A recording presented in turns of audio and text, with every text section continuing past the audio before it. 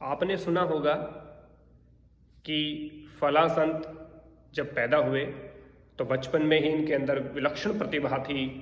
इनके जैसे कहते हैं पूत के पांव पालने में ही दिख जाते हैं, या कहें कि जन्म के समय से ही इनकी याददाश्त ऐसी थी, या आध्यात्मिक प्रवृत्ति के थे।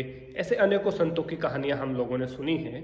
परंतु आज मैं बात कर रहा हूं एक अत्यंत साधारण बालक की, जो बिल्कुल साधारण परिवार में पैदा होता है, बिल्कुल साधारण उसकी परवरिश होती है, सामान्य शिक्षा दीक्षा होती है, लेकिन जब उनकी मृत्यु होती है तो पूरा विश्व उनका योग का लोहा मान चुका था, या कहें पूरा विश्व उसकी ध्यान की टेक्निक को अपना चुका था। और वो अत्यंत विलक्षण प्रतिभा के धनी व्यक्ति कोई और नहीं, हमारे महर्षि महेश योगी, जिनका जन्म छत्तीसगढ़ के एक छोटे से गांव पांडु नामक गांव में उनको जन्म हुआ। राम प्रसाद श्रीवास्तव जी उनके पिताजी रहे, पिताजी का नाम था। तो जैसे ही कहा कि एक छत्तीसगढ़ के एक छोटे से गांव में पैदा होना एक बिल्कुल साधारण बात है, और बचपन में भी जो उनकी जो क्रियाकलाप थे वो बिल्कुल सामान्य थे। महेश वर्मा ये कहें या महेश श्रीवास्तव जी कहें, इनका बचपन का नाम था।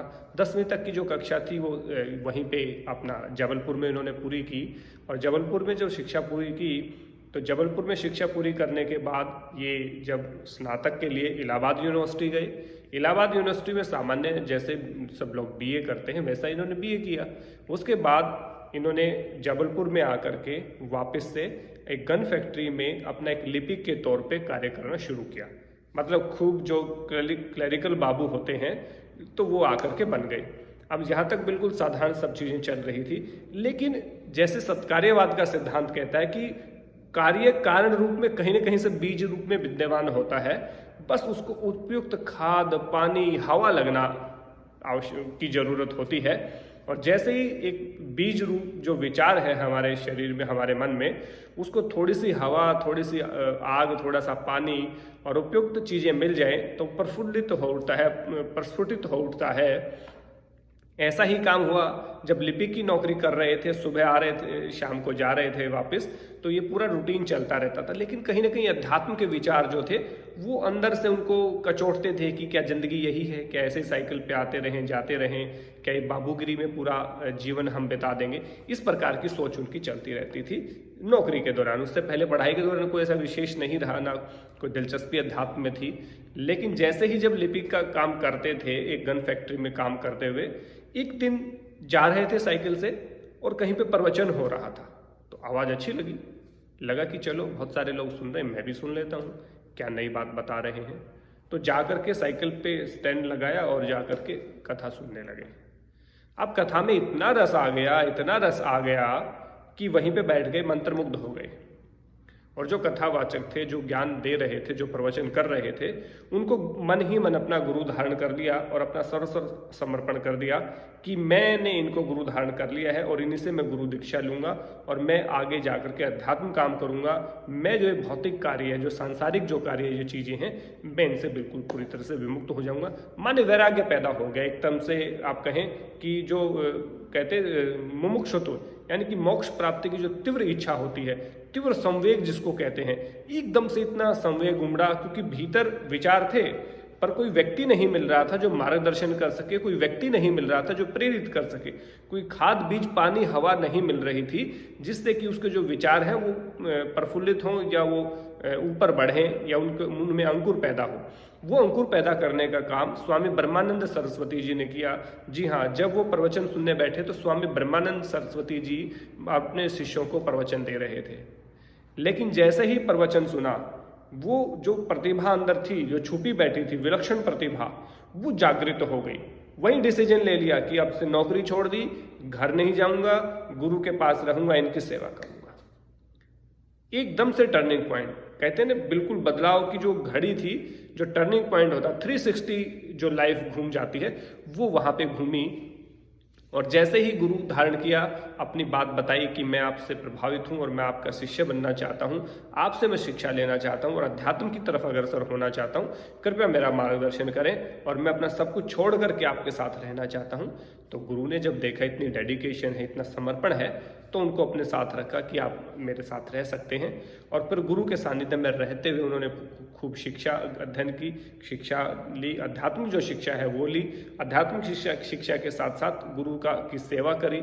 सेवा करते हुए गुरु के अनन्य भक्त बन गए और गुरु भी इनको बहुत प्रेम करते थे। लेकिन जैसा कि सबकी एक जीवन का एक सिद्धांत है कि जिसने जन्म लिया है उसकी मृत्यु भी निश्चित है। हमारे माता पिता, हमारे गुरु, हमारे बड़े, हमारे बुजुर्ग सब एक न एक दिन साथ छोड़कर जाते ही हैं। वैसी ही घड़ी महर्षि महेश योगी के जीवन में भी आई। जब महर्षि महेश योगी के जीवन में ऐसी घड़ी आई तब आई जब गुरु की अंतिम विदाई आ गई। तो साल था 1953 और 1953 में जब गुरु ने अंतिम सांस ली तो उनका वो जो वाराणसी में अंतिम सांस उन्होंने ली, तो जब गुरु को जब जल समाधि दे रहे थे, बाबाओं को बहुत सारी मान्यताएं हैं कि जल में समाधि देते हैं या फिर भूमि में उनको समाधि देते हैं। तो जैसे ही वाराणसी में जो गंगा नदी के ऊपर लेकर के गए और वहाँ पे जल समाधि देने लगे तो गुरु के प्रति इतना अनुग्रह, इतना अनुराग उत्पन्न हुआ कि उन्होंने भी गंगा नदी में छलांग लगा दी और कहा कि मैं भी जल समाधि ही ले लेता हूँ गुरु के साथ। लेकिन चूंकि वहाँ पे गोताखोर थे और लोग भी वो बहुत थे, तो उन्होंने उनको निकाला, संभाला और उनको समझाया कि आप ऐसे मरेंगे तो आपके गुरु की जो शिक्षाएं हैं उनका प्रचार कौन करेगा, उनको कौन प्रसारित करेगा। गुरु का जो प्रतिरूप होता है वो एक शिष्य होता है। तो आप अपने गुरु के प्रतिरूप होकर के इस संसार को नई मार्ग और नई दिशा देने का काम करें। उनको बात समझ आई। उन्होंने सोचा कि कुछ दिन आत्म अवलोकन किया जाए और खूब योग का अभ्यास किया जाए। तो इसके लिए उन्होंने 1953 से लेकर के 1955 तक 2 साल तक हिमालय में गए, मौन रहे और पूरी तपस्या की, पूरी साधना की।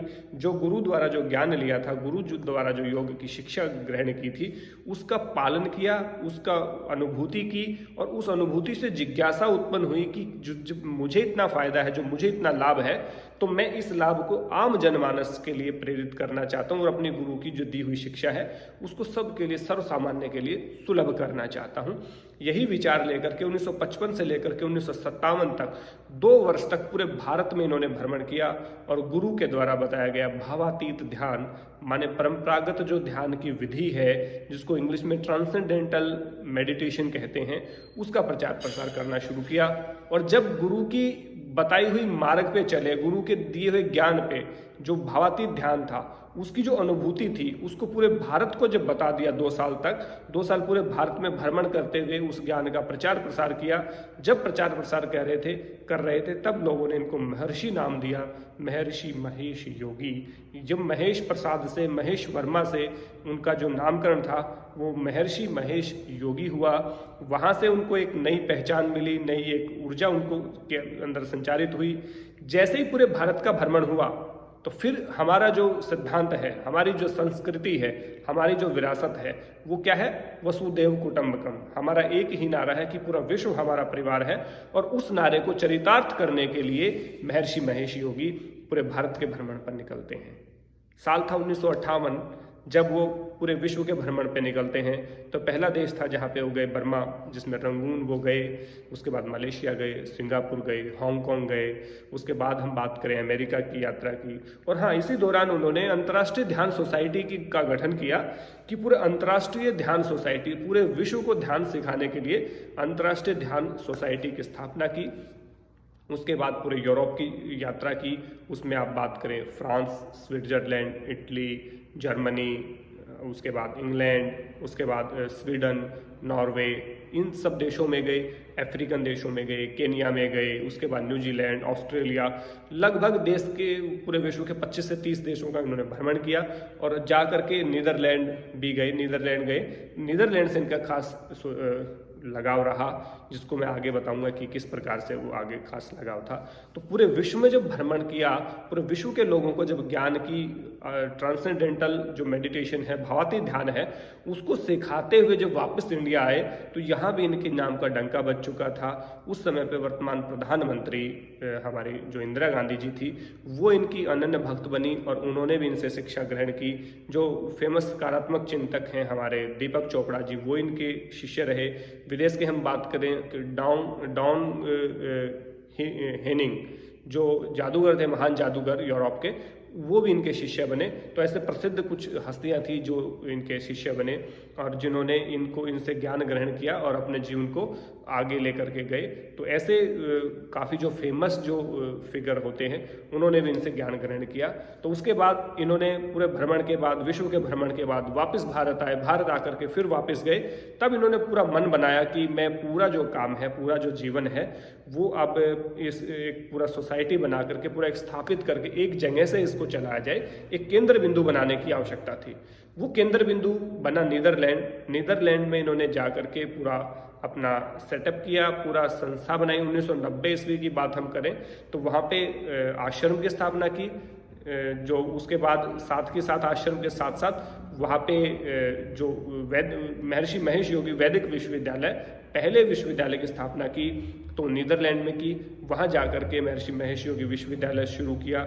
उसके साथ साथ आप बात करें 150 देशों के, लगभग 150 देशों में लगभग 500 योग के स्कूल, भावातीत ध्यान की क्लासें, छोटे स्कूल आदि चलाए। तो पूरे विश्व में 500 स्कूल उस समय पे चलाना एक बहुत बड़ी बात है। कहाँ एक व्यक्ति स्नातक करके एक गन फैक्ट्री में लिपिक का काम कर रहा था, वहीं एक गुरु की वाणी सुनी और सब कुछ अपना त्याग करके, मंत्रमुग्ध होकर के, अपना सर्व समर्पण करके, और वो 150 देशों के में 500 स्कूलों की स्थापना करता है। ये एक अत्यंत असाधारण बालक की कहानी मैं आपको बता रहा हूँ, जो अत्यंत असाधारण होकर के जिनकी मृत्यु हुई। जैसे ही आप देखें बहुत सारी किताबों का इन्होंने लेखन कार्य किया और बहुत सारे अन्य काम भी किए। इनका जो दर्शन था वो अद्वैत वेदांत मानते थे, जिस प्रकार शंकराचार्य जी के अनुयायी रहे। शंकराचार्य का जिस प्रकार से अद्वैत वेदांत है उनको इन्होंने माना, यही इनका भी था। तो इसके बाद मैं बात करूं, इन्होंने जो पुस्तकें जो लिखी उसमें लिखा the science of being, the art of living, 30 years around of the world, ये 3 पुस्तकें इनकी फेमस रही जिनके ऊपर काम किया। और अन्य भी जो ध्यान की विधियां हैं, ध्यान की पुस्तकें हैं, अनेकों पुस्तकों का इन्होंने लेखन कार्य किया जो आज विद्यमान है। और आज पूरे वर्ल्ड में 500 से भी अधिक स्कूलें चलते हैं और 4 से भी ज़्यादा विश्वविद्यालय इनके स्थापित हैं। और पूरा योग के ऊपर, अध्यात्म के ऊपर, ध्यान के ऊपर इनका बहुत बड़ा अनुसंधान केंद्र चलता है। इसके बाद एक सबसे विशेष बात इनकी जो रही कि एक व्यक्ति, मैंने कहा कि योग का डंका बजाया, योग तो और लोगों ने भी सिखाया और लोगों ने भी जाकर के प्रचारित किया, परंतु योग के साथ भारतीय संस्कृति, भारतीय मूल्यों की जो बात करी, भगवान श्री राम की जो बात करी, ये विश्व हमारे भारत के पहले ऐसे व्यक्ति हैं, योग गुरु नहीं कहूँगा, पहले ऐसे व्यक्ति हैं जिन्होंने अपने देश से बाहर जाकर के, विदेश में, यूरोप में जाकर के अपने राम नाम की मुद्रा का इन्होंने वो किया, राम नाम की मुद्रा को चलाया। अब आप नीदरलैंड कभी जाएं तो वहां देखना राम नाम की मुद्रा चलती है, वहां पे राम का फोटो मिलेगा, 1, 5 और 10 3 प्रकार के नोट आपको मिलेंगे। तो जो राम नाम की मुद्रा है वो इन्होंने शुरू करी। आप देखिए कितना बड़ी बात है कि एक साधारण व्यक्ति एक छत्तीसगढ़ के एक छोटे से पांडु गांव में पैदा होकर के और नीदरलैंड में अपना आश्रम और नीदरलैंड में अपनी यूनिवर्सिटी बनाता है और वहां जाकर के उनकी गवर्नमेंट के द्वारा अपनी राम नाम की मुद्रा को प्रमाणित करवाता है। वहां पे लीगल है, कानूनी मान्यता प्राप्त है।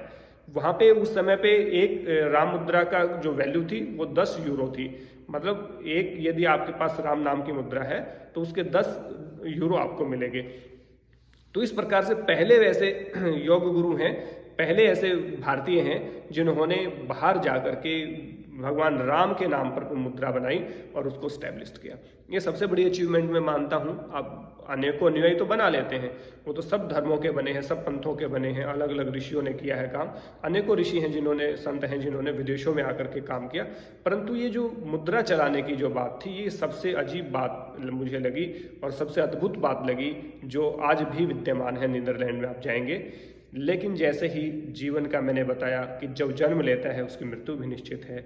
ऐसे ही जब साल आया 2008 का, बहुत साल नहीं, 12 साल पहले की बात है, 5 फरवरी 2008 को इन्होंने अपना शरीर त्याग दिया और ब्रह्मलीन हो गए और एक तरफ से जो अपनी जीवन की यात्रा थी वो पूरी की। 95 वर्ष की आयु में इनका देहांत हुआ नीदरलैंड में ही, जहाँ पे इनका जो संस्था का जो केंद्र है वहीं पे आज भी वो इनका जो आश्रम है, इनका जो घर है, वो एक दर्शनीय स्थल है, एक आकर्षण का केंद्र है। जितने भी लोग भारत से जाते हैं जरूर उसके दर्शन करके आते हैं, क्योंकि एक ऐसे महान संत, एक ऐसे महान तपस्वी जिन्होंने अपना एक जो सांसारिक जीवन है वो छोड़ करके एक अध्यात्म के क्षेत्र में कन्वर्ट हुए, और जो अंदर जो भाव थे वो सब लोगों के भीतर भाव होते हैं, उनका प्रकटीकरण किया और प्रकटीकरण करके उसको एक विस्तृत रूप दिया।